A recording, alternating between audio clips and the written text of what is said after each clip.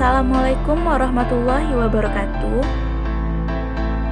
Halo teman-teman, di video kali ini kita akan membahas tentang gambaran soal dimensi psikologi. Soal dimensi psikologi ini seperti soal TKP yang berguna untuk mengetahui kepribadian seseorang, bagaimana kepribadiannya terhadap hal yang akan dihadapinya, dan bagaimana juga kepribadiannya itu terhadap pekerjaan yang sedang ia lakukan. Untuk kisi-kisi soal dimensi psikologi ini ada 5 poin. Yang pertama yaitu integritas, kemudian keunggulan personal, keunggulan sebagai pembelajar, penggerak perubahan, dan kompetensi sosial. Yang pertama kita lihat tentang integritas.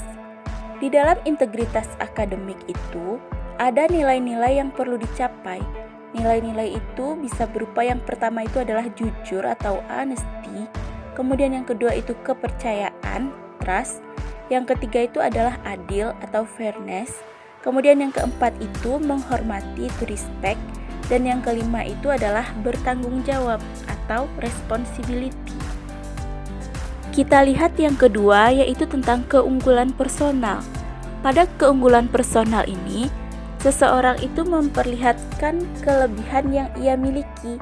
Itu bisa berupa bagaimana ia berkomitmen terhadap pekerjaan, kemudian kemampuan berkomunikasi yang baik, orang yang menyenangkan, selalu ingin mempelajari hal-hal baru, mudah diajak bekerja sama, serta mempunyai passion di bidang yang ia lakukan. Kisi selanjutnya yaitu keunggulan sebagai pembelajar.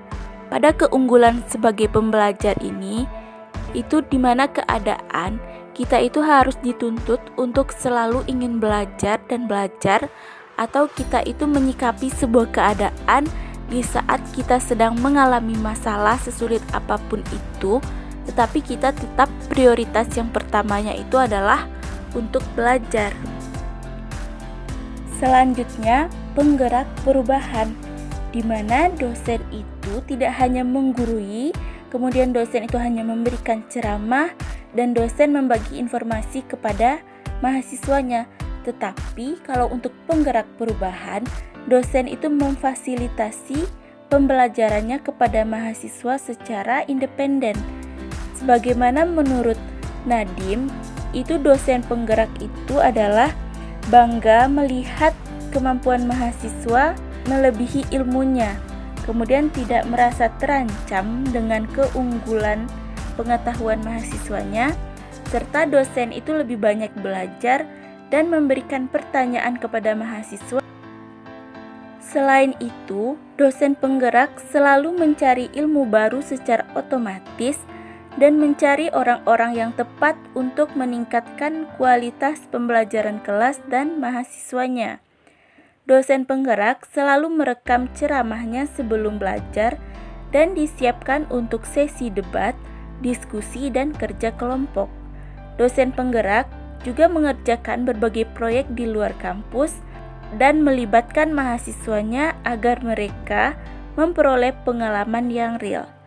Secara tidak langsung, gambaran dari ciri-ciri ini mengarahkan model pembelajaran ke cara belajar mahasiswa aktif atau CBMA. Yang terakhir adalah kompetensi sosial. Kompetensi sosial dosen itu adalah kemampuan dosen dalam berhubungan sosial dengan sesama manusia, terutama lagi dengan orang-orang di sekitarnya, tetangga, kerabat, kolega, dan orang lain. Dalam Standar Nasional Pendidikan dikemukakan bahwa yang dimaksud dengan kompetensi sosial adalah kemampuan guru atau dosen sebagai bagian dari masyarakat untuk berkomunikasi dan bergaul secara efektif dengan peserta didik, sesama pendidik, tenaga kependidikan, orang tua wali, peserta didik, dan masyarakat di sekitarnya. Menurut Mulyasa, sedikitnya ada 7 kompetensi sosial yang seharusnya dimiliki tenaga pendidik agar dapat berkomunikasi dan bergaul secara efektif. Itu baik di institusi pendidikan maupun di masyarakat. Yang 7 itu, yang pertama yaitu memiliki pengetahuan tentang adat istiadat, baik sosial maupun agama, lalu memiliki pengetahuan tentang budaya dan tradisi, memiliki pengetahuan tentang inti dan demokrasi, kemudian memiliki pengetahuan tentang estetika, memiliki apresiasi dalam kesadaran sosial, dan memiliki sikap yang benar terhadap pengetahuan dan pekerjaan, serta setia terhadap harkat dan martabat manusia. Anda memiliki paman yang bekerja sebagai dekan di sebuah universitas ternama. Anda baru saja lulus S2 dan ditawarkan oleh paman Anda untuk menjadi dosen di universitas tersebut tanpa tes.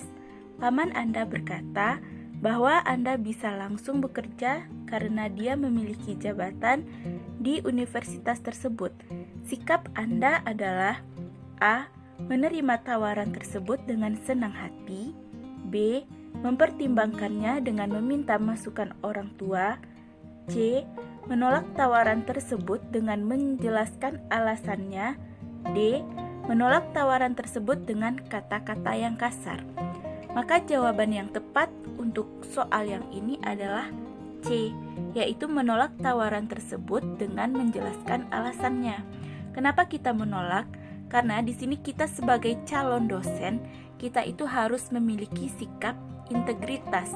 Itu sesuai dengan kisi-kisi soal dimensi psikologi kita yang pertama. Seorang dosen itu harus memiliki integritas dan harus bersikap jujur apabila ingin memasuki sebuah dunia kerja. Anda bekerja sebagai seorang dosen baru di suatu universitas. Pada suatu hari, teman Anda mengajak Anda untuk mendaftar di universitas lain yang gajinya lebih besar, tetapi universitas tersebut terkenal dengan nepotismenya yang besar. Maka Anda akan A. Langsung tergiur dengan tawaran teman Anda, B. Meninggalkan universitas tempat Anda bekerja sekarang, C. Memberikan masukan pada teman Anda, D. Tetap di universitas yang sekarang karena sejak awal Anda diterima, Anda sudah memiliki komitmen di sini. Jawaban yang paling tepat untuk pertanyaan ini adalah opsi yang D, yaitu tetap di universitas yang sekarang karena sejak awal Anda diterima, Anda sudah memiliki komitmen di sini. Ini sesuai dengan kisi-kisi yang keunggulan personal, di mana kita itu melihatkan kelebihan diri kita, bahwa kita itu kalau sudah bekerja harus memiliki komitmen, dan ini bisa kita tunjukkan pada soal yang ini. Jadi jawaban yang tepatnya itu adalah yang D. Anda baru saja lulus beasiswa untuk melanjutkan S3 ke Australia. Sedangkan saat ini Anda baru melakukan vaksin dengan jenis Sinovac. Syarat untuk ke Australia adalah sudah harus divaksin Moderna. Sedangkan Anda takut untuk melakukannya dari dulu. Sikap Anda menyikapi hal ini adalah A. Tidak mengambil beasiswa tersebut, B. Melanjutkan S3 di dalam negeri karena kalau sudah ada biaya, C. Segera melakukan vaksin Moderna dan melanjutkan studi ke Australia, D. Mengambil beasiswa dan memberanikan diri membawa sertifikat vaksin Sinovac. Untuk jawaban yang tepat dari pertanyaan ini adalah yang C, yaitu segera melakukan vaksin Moderna dan melanjutkan studi ke Australia. Karena ini sesuai dengan kisi-kisi, yaitu keunggulan sebagai pembelajar. Bagaimanapun keadaan yang kita hadapi, kita harus berani untuk melanjutkan sesuatu agar kita bisa terus belajar dan meningkatkan ilmu yang kita miliki. Sikap yang Anda lakukan sebagai dosen penggerak di bawah ini adalah kecuali A. Membuka ruang kepada mahasiswa untuk berkreativitas, B. Melatih dan membiasakan mahasiswa untuk mandiri dalam belajar, C. Menggurui, memberi ceramah tentang ilmunya dan memberikan informasi kepada mahasiswa, D. Mengerjakan berbagai proyek di luar kampus dan melibatkan mahasiswa agar mereka memperoleh pengalaman yang real. Jawaban yang tepat untuk pertanyaan ini adalah yang C. Yang kecualinya itu adalah menggurui, memberikan ceramah tentang ilmunya, dan memberikan informasi kepada mahasiswa. Berarti kalau untuk yang C ini, seorang dosen itu tidak memberikan kebebasan kepada mahasiswanya untuk belajar secara independen. Sebagaimana yang telah kita bahas tadi, ciri-ciri dari dosen penggerak. Sehingga kalau membiarkan mahasiswanya berkreativitas sendiri, maka mahasiswanya itu akan berubah menjadi yang lebih baik. Anda adalah seorang dosen. Pada suatu mata kuliah, mahasiswa Anda mengkritik dan memberikan saran terhadap pendapat yang Anda berikan mengenai suatu topik yang sedang dibahas dalam mata kuliah tersebut. Sikap Anda menyikapi hal tersebut adalah A. Dengan lapang dada langsung menerimanya dan tidak ada sanggahan dari Anda. B. Memarahi mahasiswa tersebut. C. Langsung emosi dan menyuruh mahasiswa tersebut keluar ruangan. D. Menerima kritik dan saran mahasiswa tersebut sambil menanyakan alasannya. Jawaban yang paling tepat adalah yang D, yaitu menerima kritik dan saran mahasiswa tersebut sambil menanyakan alasannya. Ini sesuai dengan kompetensi sosial dosen, di mana seorang dosen itu harus bisa menerima masukan dan pendapat dari orang lain, dari orang yang ada di sekitarnya. Juga mampu menjaga hubungan sosial bersama orang yang ada di sekelilingnya. Oke teman-teman, sekian dulu untuk video kita kali ini. Jangan lupa untuk di-like, komen, serta di-subscribe dan di-share kepada teman-teman yang lainnya agar channel ini terus berkembang. Jika ada pertanyaan yang tidak dimengerti, bisa teman-teman selipkan di kolom komentar, dan jika ada saran untuk perbaikan video ke depannya, juga bisa diselipkan di kolom komentar. Terima kasih kepada teman-teman yang telah menonton.